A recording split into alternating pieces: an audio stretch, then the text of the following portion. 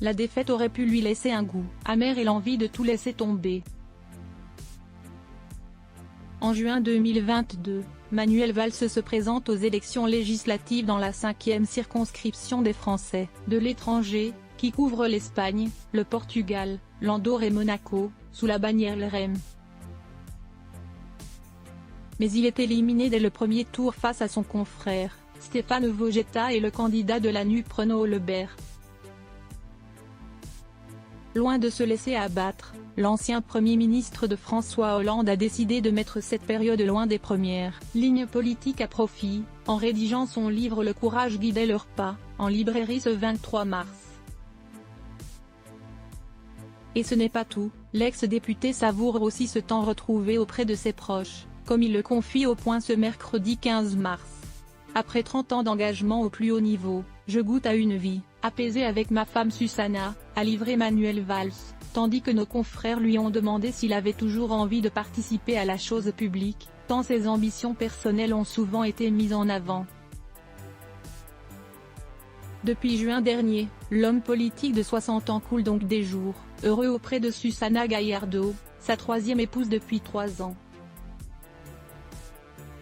La musique, la lecture, la peinture sont toujours mes passions, a poursuivi l'ancien maire d'Évry. Par ailleurs, cette période loin des projecteurs a permis à Manuel Valls de faire face en famille à 2 drames, la disparition d'un être cher et l'accident grave de l'un de mes fils, a-t-il dévoilé sans plus de détails. Pour rappel, l'ex-socialiste a 4 enfants, nés de son premier mariage avec Nathalie Soulier, Benjamin, Hugo, Joachim, et Alice.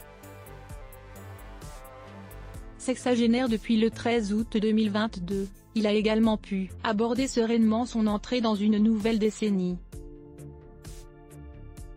Le passage des 60 ans m'a obligé à prendre le recul nécessaire. Je me sens pleinement libre. Je profite de ce moment, je ne sais pas combien de temps il durera, peut-être ne s'arrêtera-t-il jamais, la vie continue, a-t-il conclu. Manuel Valls, qui sont les femmes de sa vie? Reste à savoir où Manuel Valls passe le plus clair de son temps depuis 9 mois. Originaire de Barcelone, son épouse est propriétaire d'un domaine de plusieurs hectares sur les hauteurs de Binidali, sur l'île de Minorque, qui appartient aux Baléares. C'est là que le couple s'est marié le 14 septembre 2019, devant leurs proches.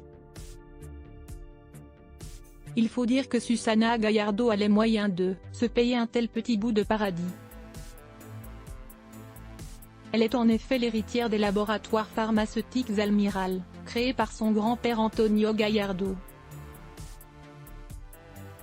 Mais aussi l'ex-épouse d'Alberto Palacci, fondateur de la marque de robe nuptiale Pronovia. L'entrepreneuse, qui a elle aussi sorti un livre, Secret Houses, Living in Menorca. En ce mois de mars, appartient donc à la grande bourgeoisie espagnole. Crédit photo, Dominique Jacovi de Bestimage.